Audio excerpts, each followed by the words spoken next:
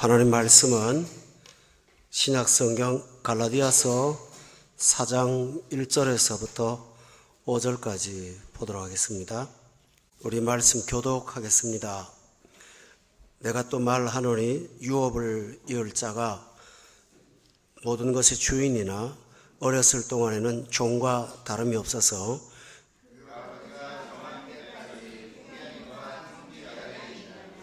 이와 같이 우리도 어렸을 때에 이 세상의 초등학문 아래에 있어서 종노릇 하였더니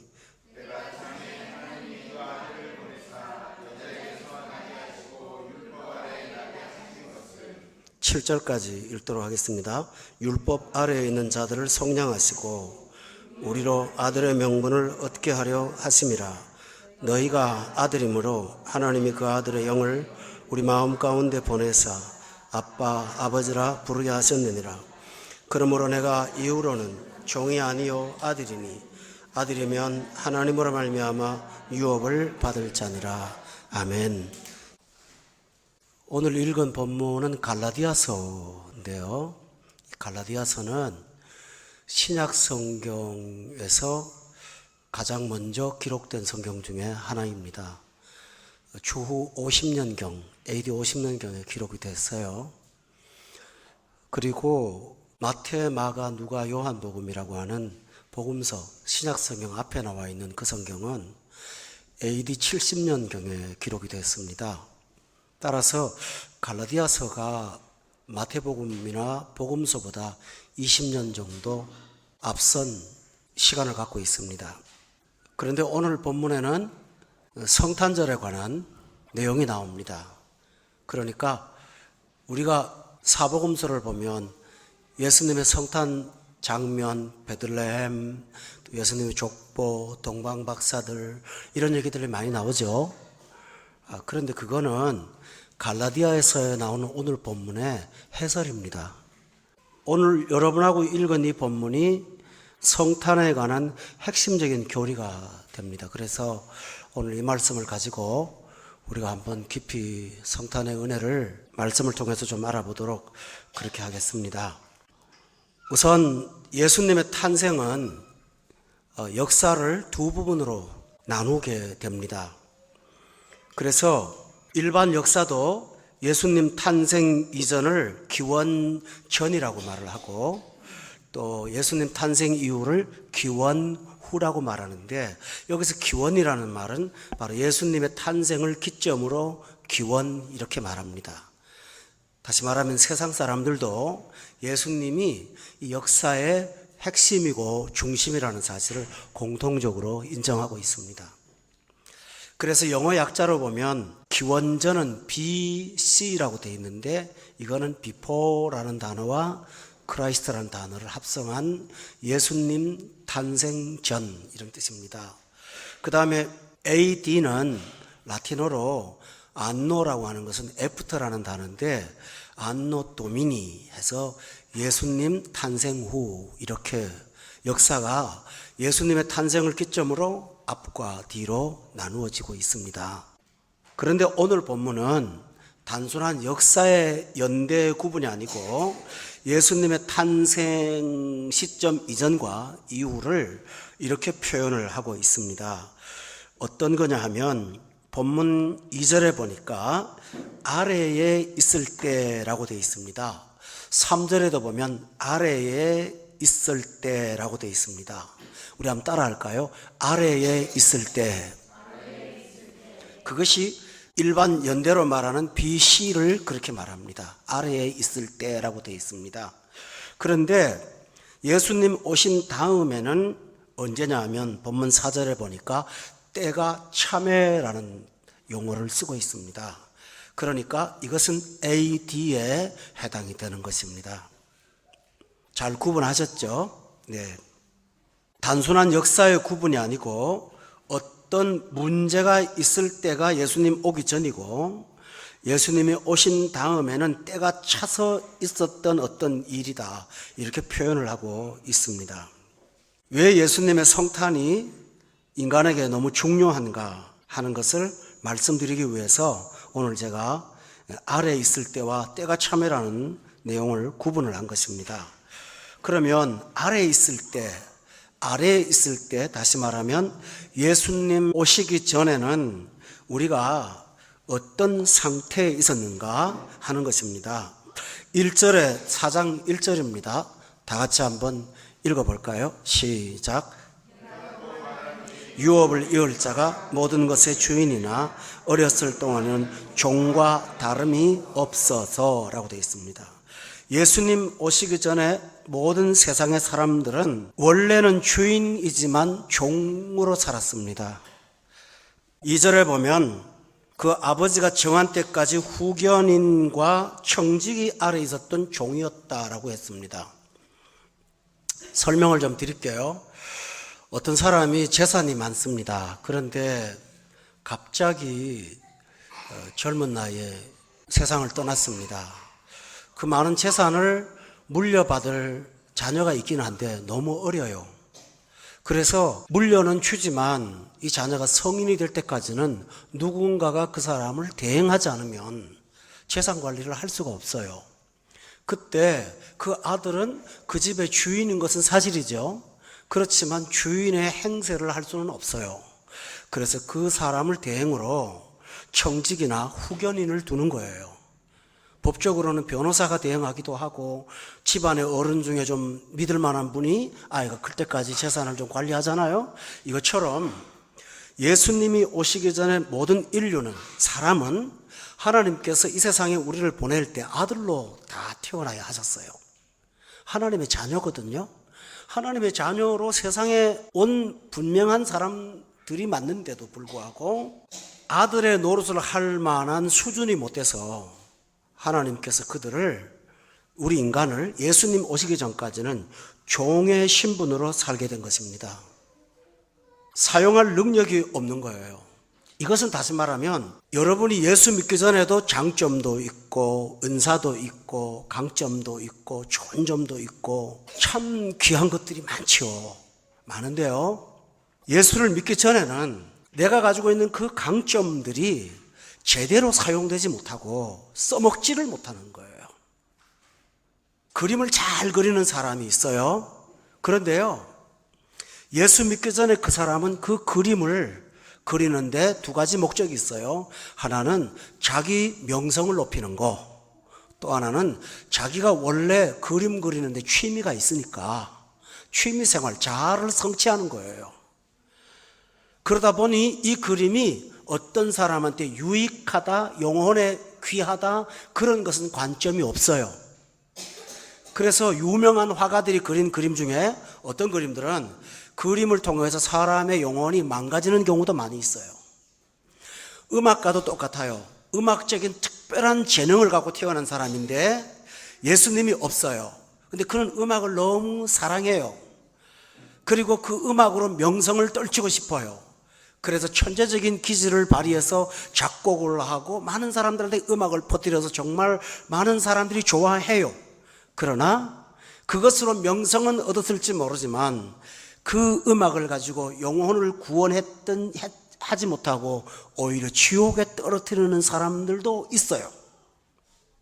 우리나라 유행가에 보면 우리 학교 다닐 때 부르는 거 많아요. 통기타 치면서 자 떠나자 동해 바다로, 뭘 하자고 하는지 모르겠어요. 태양은 묘지 위에 붉게 타오르고 어쩌자는 얘기인지 모르겠어요. 가사를 잘 한번 들어보세요. 노새 젊어 노소노라 늙어서는 못 노나니 캐세라 세라 될 대로 되라. 이런 음악들이 천재들의 머릿속에서 나왔어요. 우리나라 유명한 그 천재들 많아요. 대표적인 예로 서태지나 이런 사람들 정말 천재적인 사람들이에요. 그런데 그들의 음악으로 한 사람이라도 영혼을 천국에 보내는 일은 없어요. 말하자면 아들로 태어났는데 그 재능을 제대로 발휘하지 못해서 종이 되어 사는 거예요. 오늘 예수를 안 믿은 천재들도 많고 똑똑한 사람도 많고 재능 있는 사람도 굉장히 많아요. 그러나 그들은 자신이 가지고 있는 강점들을 제대로 써먹지 못하는 사람에 불과한 거예요. 이것을 갖다가 본문 1절에 보니까 유업을 이을 자가 모든 것의 주인이지만은 어렸을 동안은 종이나 다름없어서 아버지가 정한 때까지 후견인과 청지기 아래에 있었다라고 되어 있어요. 이게 무슨 얘기냐? 여기서 후견인과 청지기는 어떤 존재냐 하면요, 잘못을 하고 자기 마음대로 살아요. 그리고 나면 반드시 죄의 결과가 나타나요. 그 고통을 당하는 게 청지기예요. 억제하는 거예요. 재능을 가지고 유익하게는 사는 것 같은데 자기 재능을 했지만은 그 재능 갖고 사는 사람들이 대부분, 예수 없는 재능인들은 남보다 더 빨리 타락해요. 결혼도 복잡하고요, 재물관도 복잡하고요, 도덕관도 부족하고요. 대부분 그런 문제가 많아요. 그들은 그들이 갖고 있는 강점을 가지고 제대로 써먹지 못하니까 그들은 그들이 쓴 죄의 결과를 보면서 거기에 억눌려 살 수밖에 없어요. 하나님이 그렇게라도 하지 않으면 이 세상을 이끌어 나갈 수가 없기에 하나님은 그들에게 청지기와 후견을 둬서 통제받게 하신 거예요. 그들은 종이에요. 그러나 예수님이 오시면 종에서 아들이 될 수가 있어요. 어떤 집안에 엄마 아빠가 어디 가시고 아이들만 집에 놀았어요. 커다란 금붕어가 자라는 어항이 하나 있는데 남자아이들이 놀다가 그걸 깨뜨렸어요. 그래서 거기 있는 고기는 주워다가 집에 있는 조그만 세수하는 대야에다가 넣어서 임시로 살려 놓았습니다. 그렇지만은 어항이 깨진 걸 보고 놀던 친구들은 다 집으로 도망갔어요. 그러나 아들은 도망 못 가요. 집에 있으니까요. 아빠가 혼낼 거예요. 와서 정말 혼났어요. 그러나 혼을 낸 아빠가 저녁에는 이거 갖고 아이를 너무 혼내면 안 되니까 같이 재미있게 또 놀아줬어요. 아들이 아닌 사람들은 혼날 걸 생각하고 떠나버려요. 그러나 아들은 집에 있어요. 마찬가지로 인생이 망가진 사람들이 하나님의 아들의 신분에 들어가지 못하면 그들은 그대로 나라가 떨어지지만 하나님의 자녀들은 달라요. 따라서 예수 오기 전, 다시 말하면 예수님을 영접하기 전에는 1절을 다시 보세요. 유업을 이을 자이고 주인인 것은 사실이지만 종이나 다름없는 존재라고 했어요. 공감이 되십니까? 둘째로는 예수님 오기 전, 다시 말하면 예수님을 믿기 전에는 사람은 어떤 존재일까? 4장 3절에 다 같이 한번 읽어보겠습니다. 시작.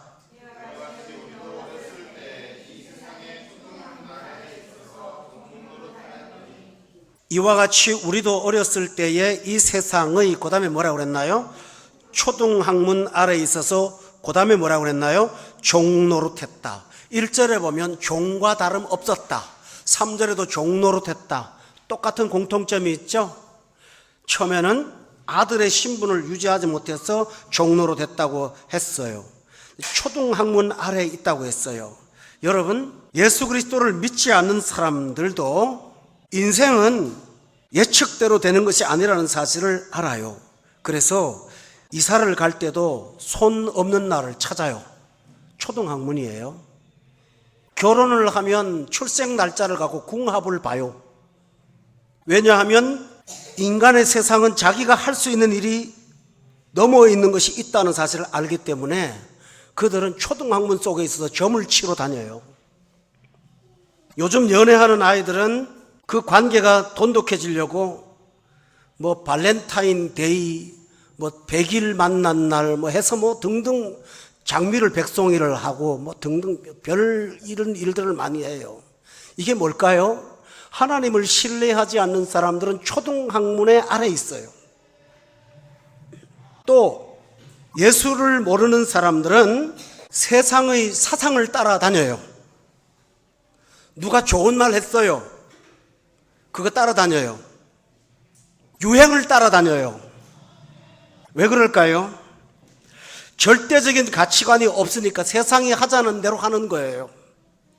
이것을 갖다가 뭐라고 하냐면 초등학문 아래에 있었다라고 되어 있어요. 왜 초등학문이라고 할까요? 지적인 것은 좀 있는 것 같고 사상은 있는 것 같지만 하나님 보시기에는 초년병에 불과한 너무 얕은 학문인 거예요. 거기에 목을 매는 거예요. 하나님 보실 때는 소크라테스도 초등학문이요, 스피노자도 초등학문이요, 해밍웨이도 초등학문이요, 프로이드도 초등학문이요. 그들은 어리석은 인간의 초등학문입니다. 사람이 예수님을 믿지 않으면 따라갈 것이 그거밖에는 없는 거예요. 그런데 초등학문의 특징이 뭔지 압니까? 사람을 자유하게 하는 것이 아니라 종노릇하게 한다고요. 공감이 되십니까? 따라서 예수 믿지 않는 사람들은 모두가 다 죄의 종이에요. 자유가 없어요. 예수님이 이 땅에 탄생하기 전에 모든 사람들은 대부분 그러고 살았어요. 그러면 여러분은 말할 거예요. 구약시대에는 종교가 없었냐고요? 있었어요. 구약시대에는 구약이라는 성경이 있었어요. 제사도 있고 예배도 있고 선지자도 있고 제사장도 있고 왕도 있었어요. 그리고 하나님이 기록해 주신 율법의 성문서도 가지고 있었어요. 그런데 왜 구약시대의 사람들은 아래에 있었을까요? 오늘 본문의 세 번째로는 이렇게 말해요. 본문 5절에 보면 예수님 오시기 전에 많은 사람들은 율법 아래에 있었다고 되어 있어요. 첫째로는 아들이지만 종의 신분으로 살고 있고, 두 번째로는 초등학문 아래에 있는 불신자들이 있고, 종교는 있지만 율법 아래에 있는 사람들이 있다고 했어요. 그럼 이건 뭘까요? 다시 말씀드리죠. 첫 번째 사람은 4장 1절에 나오는 사람은 능력이 못해서, 재능은 있지만 좋은 점은 있지만 그거를 유익하게 쓸 줄을 모르기 때문에 종이나 다름없이 살고 있고요. 두 번째로 초등학문 아래에 있는 사람들은 세상을 믿을 게 있다고 조금 의지하는 어떤 대상들이 있다고 생각하는 지성인들을 말하고요. 율법 아래에 있는 사람들은 나름대로 종교를 가지고 있는 사람들을 말하는 것입니다. 율법 아래는 뭘까요? 율법은 같이 가야 되는 거예요. 근데 율법 아래에 있다고 하는 말은 율법의 심판에 저촉이 돼서 그 밑에 지배를 받고 있다는 뜻이에요. 율법은 십계명이에요. 십계명은 인간을 행복하게 하시려고 주신 하나님의 계명이에요. 이대로 살면 너무너무 행복해요. 7계명을 지키면 가정이 행복해요. 8계명을 지키면 재산이 관리가 돼요. 9계명을 지키면 명예가 보호돼요. 10계명을, 마지막 계명을 지키면 탐심이 사라지면서 우상숭배를 하지 않아요. 5계명을 지키면 세상에 질서가 있어서 부모를 공경하고 권위가 생겨요. 4계명을 지키면 여러분은 행복한 거룩한 안식에 들어갈 수가 있어요. 3계명을 지키면 하나님의 이름을 높여드리는 삶을 살기 때문에 고상한 삶을 살 수 있어요. 2계명을 지키면 하나님이 아닌 엉뚱한 것을 매달리는 헛짓을 하지 않게 돼요. 1계명을 지키면 하나님 외에 절대 존재가 없다는 걸 인정함으로 삶이 단순해질 수가 있어요. 그래서 하나님이 십계명을 주셨어요. 이 율법을 주실 때는 그냥 주지 않았어요. 모세라는 사람을 시내산 꼭대기에 올려놓고 하나님이 돌판을 가지고 온 모세에게 불로 글을 새겨서 내려준 것이 율법이에요. 그렇다면 율법의 아래 지배를 받고 있다는 것은 얼마나 행복한 일입니까? 무법천지에 살지 않고 법을 갖고 살고 있다는 사실은 대단한 사실입니다. 이스라엘이 구약시대에 살 때의 기원전 4000년 전에는 법이라고 하는 것을 갖고 있는 성문법을 갖고 있는 나라는 이스라엘밖에 없었습니다. 얼마나 개화된 나라입니까? 근데 문제는 뭐냐 하면 첫 계명부터 마지막 계명까지 하나도 못 지켰다는 거예요. 하나도 지키지를 못했다는 거예요. 결국 율법이 정한 것을 지키지 못하니 율법이 정한 형벌밖에는 남는 게 없는데 그것이 바로 죄의 삭슨 사망이라는 거예요. 오늘 기독교 안에 있지만은 그럼에도 불구하고 아직도 좋은 장점은 있지만 종처럼 사는 사람들이 있어요. 기독교 안에 있지만 아직도 하나님의 진리를 발견하지 못하고 세상의 초등학문에 빠져 있는 사람들이 있어요. 남들이 하면 해야 되고 점도 쳐야 되고 놀 거 놀아야 되고 이렇게 등등 살아요. 교회는 다니지만 율법 아래 있는 사람들이 있어요. 복음의 자유를 모르고 있는 사람들이 있다고요. 예수님이 오시기 전에 이런 상태를 한마디로 말해서 어둠 속에 갇혀있는 존재라고 말을 했어요. 이것이 성탄 전야의 배경입니다. 예수님이 이런 인간들을 앞에 놓고 이 세상에 오셨어요. 다시 말하면 여러분도 지금 이미 오신 예수님이지만은 혹시라도 예수님을 제대로 영접하지 않았다면 여러분은 초등학문 아래에 있는 사람이고 율법 아래에 있는 사람이라 여러분은 자유인이 아니라 종노릇하는 존재일 수밖에 없다는 사실입니다. 뻔히 이런 일을 하면 안 된다는 거 알지만 죽을 줄 알면서도 내 욕망을 이기지 못해서 끌려다니는 게 인간입니다. 종이에요. 다른 사람이 가진 것을 갖지 못한 열등감 때문에 평생을 마음의 상처를 입고 산다면 그 사람은 자유인이 아니라 종인 거예요. 세상에 믿는 것들이 많아서 철학도 하고 사상도 하고 공부도 했기 때문에 이것 때문에 교회 앞에 나와서 하나님의 진리를 받지 못한다면 여러분은 초등학문에 빠져 있는 것이지 고등학문에 빠진 사람들이 아닙니다. 박사학위를 몇 개를 갖고 있다고 할지라도 하나님 앞에서는 어리석기 짝이 없는 사람이라는 사실을 믿으십니까? 착각 속에 빠지고 사는 것입니다. 종교의 굴레를 갖고 있지만은 지키지 못하는 종교는 여러분에게 굴레만 될 뿐이지 속박만 될 뿐이지 자유를 줄 수가 없는 것입니다. 따라서 이런 상황에서 인간이 스스로 해결할 수가 없기 때문에 하나님이 사람으로 이 세상에 오시기로 작정하셨습니다. 그래서 율법 아래에 있을 때, 죄 아래에 있을 때, 초등학문 아래에 있을 때는 기원전이지만 예수님이 이 땅에 오실 때는 언제입니까? 본문 4절에 보면 때가 차서 오신 것입니다. 도대체 때가 찼다는 말은 뭘까요? 4장 2절을 한번 보세요. 다 같이 읽어볼까요? 시작. 때가 찼다는 말은 아버지가 정한 때라고 되어 있습니다. 동격이죠? 때가 찼습니다. 아버지가 정한 때라고 했습니다. 그때에 예수님이 이 세상에 오셨습니다. 저는 복잡한 말을 하지 않겠습니다. 적용만 하겠습니다. 여러분, 오랫동안 예수를 모르고 살던 나에게 누군가 다가와서 예수 믿으라고 말을 합니다. 그때 지나가던 사람이 지나가던 말을 한마디 했을까요? 아닙니다. 여러분의 인생에 때가 찼기 때문에 그 복음을 듣게 하신 것입니다.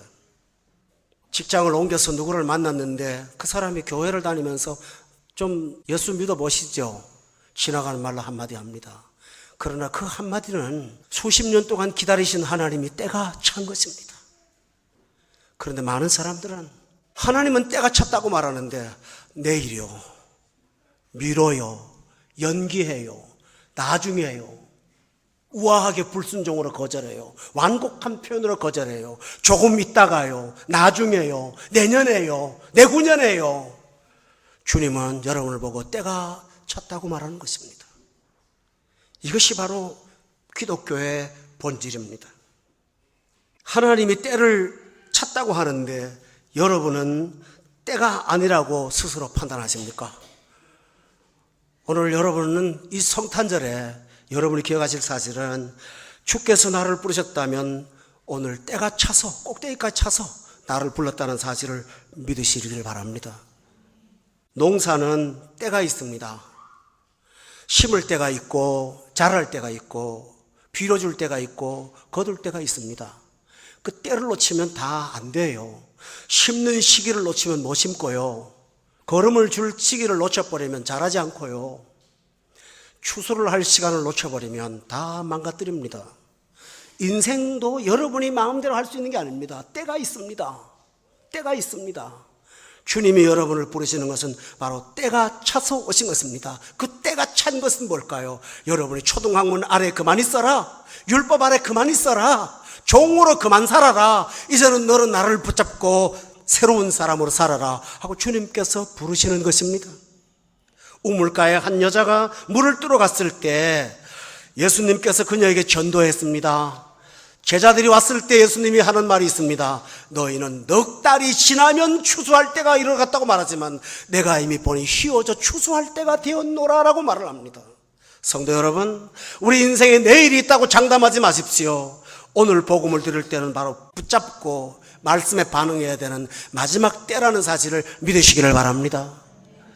마태복음서에 보면 특별한 비유가 하나 있습니다. 예수님, 하나님께서 어떤 사람들한테 농장을 빌려주고 세를 받으려고 종들을 계속 보냅니다. 안 줘요. 말을 안 들어요. 그래서 나중에는 아버지께서 정말 제대로 받으려고 종을 안 보내고 직접 아들을 보냅니다. 그랬더니 그 사람들이 도모하기를 아들을 죽여버리면 재산을 상속받을 사람이 없으니까 차라리 우리 것이 되잖아 하고 죽였다라는 말이 나옵니다. 여기서 이 아들은 누구를 말할까요? 예수님을 말합니다. 예수님을 보냈을 때 그것은 마지막입니다. 때가 찼다고 하면서 예수님이 오셨다는 사실은 여러분에게 또 기회가 주어진 것이 아니라는 사실입니다. 그래서 히브리서에 말하기는 하나님께서 선지자를 통하여 조상들을 통하여 여러 부분과 여러 모양으로 말씀하신 하나님이신데 이 모든 말 마지막에 아들로 말씀하셨다라고 되어 있습니다. 여러분 인생이 창창하다고 생각하십니까? 복음을 듣고 반응할 때는 바로 지금이라는 사실을 믿으셔야 됩니다. 어리석은 부자가 농사를 지어서 부자가 되었을 때 그는 창고를 지어놓고 쌓아놓고 내 영혼아 먹고 마시고 즐기자 하고 내일을 생각했습니다. 그때 예수님께서 하는 말이 어리석은 부자야 오늘 밤에 내가 내 영혼을 찾으면 이것은 누구의 것이 될 것이냐고 말하고 있습니다. 성도 여러분, 내일이 있다고 장담하십니까? 저는 여러분 나이를 조금 더 먹었지만 제 인생을 관계했던 아는 사람들을 찾아보니까 벌써 반은 이 세상을 사라졌습니다. 따라서 오늘 이 성탄에 예수님이 오신 것을 역사적인 사건으로만 기억하지 마시길 바랍니다. 내게 오셔야 되는 것입니다. 내 안에 오셔야 됩니다. 그분은 내 안에 임마누엘 하셔야 됩니다. 할렐루야. 그것이 진정 성탄의 참된 날들을 보내는 복된 날이 될 줄로 저는 믿습니다. 예수님은 두 번째로 보면 보내심을 받았다고 기록되어 있습니다. 여기 4절에 보니까 때가 참에 하나님이 그 아들을 보내셨다라고 되어 있습니다. 따라합시다. 예수님은 보냄받았습니다. 이것은 굉장히 중요한 내용입니다. 여러분 보냄받았다는 말은 영어 성경에 나중에 엠버서더라고 번역이 됩니다. 대사라는 뜻입니다. 사신이라는 뜻입니다. 예수님은 그냥 오신 것이 아니라 하나님의 의도를 통해서 보냄을 받은 분이다 라고 말했습니다. 누구한테요? 나한테요? 우리한테요? 내게요? 보냄받은 분이 바로 예수님이라고 말씀하셨습니다. 따라서 그분은 나를 향하여 파송되신 주님이기 때문에 우리는 보냄받은 자를 만나고 받아야 됩니다. 예수님은 본문 4절에 보니까 때가 참에 하나님이 그 아들을 보냈는데 거기 누구에게서 났다고 했죠? 여자에게서 났다고. 이건 뭐 다 아는 사실 아닙니까? 여러분이 그렇게 말할 수 있습니다. 그러나 되게 중요한 얘기입니다. 예수님은 남자를 통해서 나지 않았습니다. 여자에게서 났습니다. 이 세상에 여자만 가지고 난 분은 딱 한 분 예수님밖에 없습니다. 이 말은 뭘까요? 우리는 모두 다 아담의 죄를 유전받은 죄인들입니다. 그러나 예수님은 죄 없는 무죄하신 분이십니다. 왜냐하면 남자의 혈통을 따라오지 않았기 때문입니다. 다시 말하면 예수님은 유일한 구원자라는 사실입니다. 아멘입니까? 우리가 율법 아래 있는 문제, 초등학문 아래 있는 문제를 해결할 수 있는 유일한 해결사는 예수밖에 없습니다. 그런데 많은 사람들은 예수도 믿고 세상도 즐기고 예수도 믿고 죄도 짓고 예수도 믿고 불신도 따라가고 양다리 걸치고 살고 있습니다. 그러나 예수님은 영광의 몸을 버리시고 이 땅에 무흠한 자로 오셨지만 중요한 사실은 아들로 인간으로 오셨습니다. 능력 있는 신성으로 오지 않고 사탄이 얼마든지 장난칠 수 있는 연약한 존재로 오셨습니다. 그렇기 때문에 사탄은 예수님이 태어나기 전부터 뱃속에 태아를 치우려고 했었고 예수님이 태어나자마자 예수님을 기준으로 한 2살 미만의 아이들을 죽임으로 예수님을 죽이려고 했습니다. 40일 동안 금식기도 하신 예수님에게 찾아가서 예수님을 유혹도 했습니다. 그러나 여러분 기억하십시오. 예수님은 신으로 오셔서 죄를 안 짓고 구원자가 된 것이 아니라 얼마든지 죄를 범할 수 있는 연약한 인간으로 오셔서 율법을 완성하신 분이십니다. 할렐루야. 제가 한국에 있을 때 심장병으로 입원하신 집사님이 있어서 신방을 갔어요. 그런데요, 수혈을 해야 된대요. 피혈액형을 조사해 보니까 내게 맞아요. 그래서 수혈을 해드리겠다고 했어요. 그런데 의사 선생님이 묻더라고요. 과거에 질환을 앓은 적이 있냐고. 그래서 제가 폐를 좀 다쳤는데요 하고 말했더니 그 피는 못 받습니다. 옆에 있는 어떤 여자분한테 묻습니다. 저희 처제인데요, 피가 또 수혈을 할 수가 있더라고요. 그분이 O형이라 다 받을 수 있더라고요. 물어봅니다. 뭐 다른 문제 없냐고. 그랬더니 빈혈이 좀 있었다고. 그러니까 헤모글로빈 수치가 부족하면 수혈을 못 한다네요. 그래서 못했습니다. 또 한 분은 여성들이 한 달에 한 번씩 겪는 거 있죠. 그 과정 중입니다. 수혈을 또 못합니다. 한 사람만 수혈이 가능했습니다. 그 사람 피만 필요했습니다. 저는 아무리 마음으로 주고 싶어도 제 피를 원하지 않습니다. 왜냐하면 그 피를 쓸 수가 없기 때문입니다. 오늘 이 세상에 많은 사람들이 인간을 행복하게 해보려고 시도한 많은 사람들이 많습니다. 석가도 그 중에 한 사람이요, 공자도 그 중에 한 사람이요, 마호멧도 그 중에 한 사람일 수 있겠죠. 그러나 그들은 다 인간으로서 완벽한 삶을 살 수가 없었던 죄인들입니다. 그러나 예수님은 신으로 오지 않고 인간으로 오셔서 그는 율법을 온전케 하셨으므로 사탄이 빌미를 해방시키시고 얼마든지 능력 있게 살 수가 있게 하신 것입니다. 이게 바로 여자에게서 난 것입니다. 또 하나, 예수님은 본문 5절에 보면 4절 끝에 보니까 율법 아래에 나게 하신 바 되었습니다. 아까 여러분은 모든 인간이 율법 아래에 있다고 하지 않았습니까? 예수님은 율법 위에 오시지 않고 율법의 저주 아래에 이 땅에 탄생하셨다고 성경은 기록되어 있습니다. 왜 그럴까요? 불난 집에 건물 안에 사람이 있다면 나오라고 소리 지른다고 나올 수가 없지요? 누군가가 불 안 타는 옷을 입고 뛰어 들어가서 구출해야만 되는 거지 않겠습니까?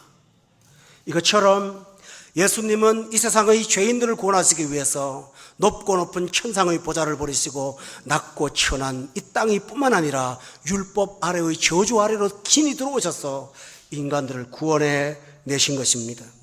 저는 재미있는 얘기를 가끔 봅니다. 정확한 예는 못 되겠지만 그 외 텔레비에 보면 학생들 퀴즈 하는 거 있잖아요. 학교 가서 하는 거. 처음부터 재미있어서 봤어요. 저희 딸하고 저하고 한국에 있을 때 텔레비를 퀴즈를 보면서 치는데 항상 한 3분의 1 정도에 저희가 떨어지는 거예요. 그랬더니 우리 딸이 하는 말이 목사하고 석사하고 앉아가지고 하나도 못하는구나 막 그랬어요. 근데 나중에 보니까요, 하도 많이 떨어지니까 조금 프로그램을 바꿨더라고요. 선생님이 들어가서 뭐 가위바위보가 뭐 게임을 해갖고 이기잖아요. 그럼 이기면 이긴 선생님에 따라다니는 편들은 다 들어오는 거예요. 다시 패자 부활전이라고 하던 거 있더만요. 적당한 예는 될지 모르지만 예수님이 패자가 된 우리를 위해서 구원자로 오셔서 우리를 몽땅 다 구원해 내신 것입니다. 할렐루야. 이것이 성탄의 놀라운 기적입니다. 여러분이 할 일은 뭘까요? 나를 구원하러 오신 저분이 내게 구원을 주실 수 있다는 사실을 믿고 그분을 수용하고 받아들이는 것입니다. 그때 우리는 구원을 받을 수가 있습니다.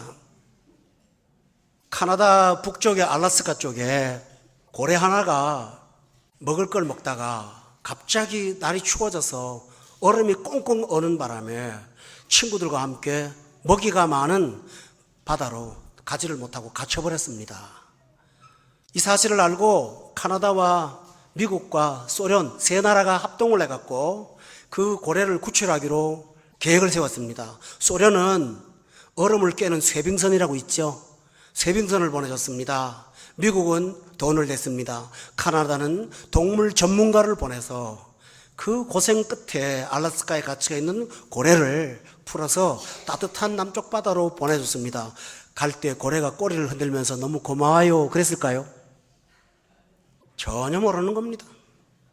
자기를 위해서 세 나라가 연합을 해갖고 이 엄청난 돈을 들였다는 사실 자체를 고래가 인식할 수가 없습니다. 이것처럼 오늘 많은 사람들이 예수님께서 이 땅에 구원자로 오셨음에도 불구하고 얼음 속에 갇혔던 고래처럼 아무런 의미를 모르는 거예요. 여러분은 예수님께서 율법 아래 오시고 여자에게 나셔서 우리에게 구원을 주셨다는 사실을 믿으십니까? 이것이 성탄의 놀라운 신비입니다. 그 결과로 우리에게 주어진 성탄의 결과가 있습니다. 십자가의 결과가 있습니다. 본문 5절을 다 같이 한번 읽어보세요. 5절 말씀 시작.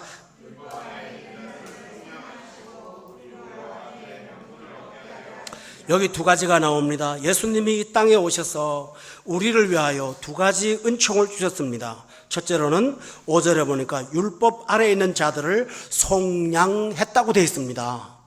율법 아래에 있는 사람들은 돈 주고 풀어와야 되는데, 값을 지불하고 풀어와야 되는데, 예수님께서 당신의 몸을 지불하심으로 속량하시고 우리를 죄로부터 해방시켜 주신 것이 주님이 하신 은혜입니다.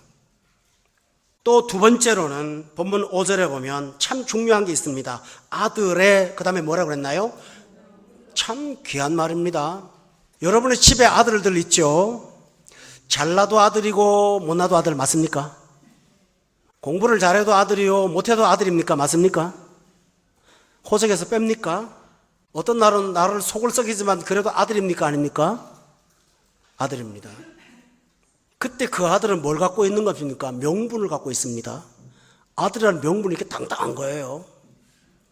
하나님께서 당신의 아들을 이 땅에 보내셔서 예수 믿는 자들을, 아까 보세요. 4장 1절에 보니까 종이나 다름없는 그런 사람을, 종이나 다름없는 사람을 아들의 명분을 얻게 하신 것입니다. 그래서 우리는 이제 종이 아니라 아들로 살도록 하나님께서 자유를 주셨습니다. 근데 세 번째로는 6절에 나오는 참 중요한 말입니다. 다 같이 읽어보세요. 시작. 하나님이 그 아들의 영을 우리 마음 가운데 보내사 아빠, 아버지라 부르게 하셨느니라. 아까는 아들의 명분을 얻게 하셨다고 했는데 6절에 보니까 하나님이 그 아들의 영을 우리 마음 가운데 보냈다고 되어 있습니다. 아들의 명분이 아니라 이제는 아들의 영을 우리 마음 가운데 보냈다고요. 이것은 어떤 말에서는 성령이라고도 할 수 있습니다. 그러나 더 중요한 사실은 아들의 영이 들어간 것입니다. 쉬운 예를 하나 들어볼까요? 부모님이 회사를 차렸습니다. 아들이지만은 밑에서부터 올라오라고 일반 사원으로 취직을 시켜서 똑같이 월급 받고 고생하면서 아들도 직장에서 취직을 하고 근무를 합니다. 그 근무지에는 아들 외에도 사원들이 많이 있습니다. 그런데 사원은 퇴근 시간이 딱 되면 갑니다. 그러나 아들은 뒤치다꺼리를 하면서 혹시라도 뭐가 잘못됐나 조사를 하고 갑니다. 사원은 노는 날이 되면 어떻게든지 놀아야 됩니다. 월차도 찾아 먹어야 되고 휴가도 찾아 먹어야 되고 다 먹어야 됩니다. 그러나 아들은 회사가 불안합니다. 그래서 휴일날도 찾아가 봅니다. 직원의 영과 아들의 영은 다르지 않습니까? 여러분은 교회 다니면서 아들의 영으로 다닙니까? 영이 없는 명분으로 다니십니까? 명분도 귀합니다. 명분만 있어도 당당합니다. 그러나 명분만 있지 아들의 영이 없는 사람들은 항상 밖으로 걷도옵니다. 아까도 말씀드렸지만은 문제가 생기면 다른 집의 애들은 다 도망가지요. 그러나 아들의 영이 있는 아이는 집을 떠나지 않습니다. 책망을 받아도 거기 있습니다. 예수님이 이 땅에 오심으로 아들의 명분만 주신 것이 아니라 우리에게 살아있는 아들의 영을 주셨다는 사실을 믿으십니까? 이게 얼마나 귀한 일인데요. 아들의 명분만 갖고는 담대하지 못하지만 아들의 영을 가지고 있기 때문에 어떻게 될 수 있는지 아십니까? 여기 본문에 보면은 6절에 보니까 아들의 영을 우리 마음 가운데 보냈기 때문에, 다른 말로 우리 마음 가운데, 우리 지성이 아니라 우리의 마음 가운데 아들의 영이 들어왔기 때문에 우리는 하나님이 너무 친근해서 아빠, 아버지라고 부르는 사람이 되었다고 성경은 말합니다. 이것이 성탄의 신비입니다. 그러나 이것으로 끝나지 않습니다. 예수님이 이 땅에 오심으로 우리는 아들의 명분과 아들의 영을 얻고 속량을 받았지만 한 걸음 더 나가서 그것으로만 끝나지 않고 본문 7절에 보면 너무나 귀한 말씀이 하나 있습니다. 다 같이 한번 읽어볼까요? 시작. 종이 아니요 아들이니 아들이면 하나님으로 말미암아 유업을 받을 자니라고 말씀하셨습니다. 여러분, 아들의 최종적인 권리가 뭡니까? 그는 유산을 상속하는 유업을 받을 자라는 사실입니다. 우리는 하나님 나라의 모든 좋은 것들을 누릴 수 있는 자격을 획득한 것입니다. 이것이 바로 구원입니다. 세상 초등학문을 따라가는 사람, 율법을 따라가는 사람이 가지도 못하고 알지도 못하는 비밀과 신비의 세계와 기쁨과 희락의 세계를 우리는 가지고 있습니다. 할렐루야. 이게 바로 유업을 받은 것입니다. 우리는 과거에 4장 1절에 보세요. 내가 또 말하노니 유업을 이을 자가 모든 것의 주인이었지만은 어렸기 때문에 그 유업을 감당하지도 못했던 우리였습니다. 그러나 본문 7절에 보면 아들이면 하나님으로 말미암아 유업을 당당하게 누릴 수 있는 사람으로 신분과 수준이 달라졌다고 성경은 말하고 있습니다. 우리가 예수 믿기 전에는 좋은 재능 가지고 하나님 앞에 오히려 범죄했습니다. 그러나 예수 믿고 나면 조그만 재능 가지고도 크게 쓸 수 있다는 사실을 압니까? 그래서 요한계시록에 보면 어떤 교회를 향하여 말하기를 네가 작은 능력을 갖고도 내 말에 순종하였다고 말씀하시면서 칭찬하고 있다는 사실을 아십니까? 엄청난 능력을 갖고도 예수가 없을 때는 많은 사람을 지옥으로 끌고 가는 선봉장이었는데 지금은 초라한 삶에도 불구하고 내 작은 것 갖고도 세상에게 천국을 소개하는 영광의 삶을 살 수 있는 것, 이것이 바로 유업을 이었기 때문에 이와 같이 되는 것입니다. 성도 여러분, 따라서 저는 오늘 갈라디아서에 나오는 신약성경 최초의 성탄에 대한 기사를 여러분하고 말씀을 전했습니다. 오늘 이 성탄절의 기쁨이 단순하게 역사적인 축하의 사건이 아니 되기를 바랍니다. 역사의 사건이 여러분 개인의 체험 사건이 되시기를 주의 이름으로 축원합니다. 바깥에서 들었던 이야기가 내 안에 있는 이야기로 들리기를 원합니다. 저 바깥에서 찾았던 증거가 내 영혼 속에 있는 하나님으로 만날 수 있는 그런 성탄이 될 때야 진정한 성탄이 될 줄로 저는 믿습니다. 기도하겠습니다. 하나님 아버지, 오늘 이 말씀을 듣고도 아직도 초등학문 아래에 있는 사람이 있다면 나를 위하여 이 땅에 인간으로 오신 예수 그리스도를 구원자로 영접하게 도와 주시옵소서.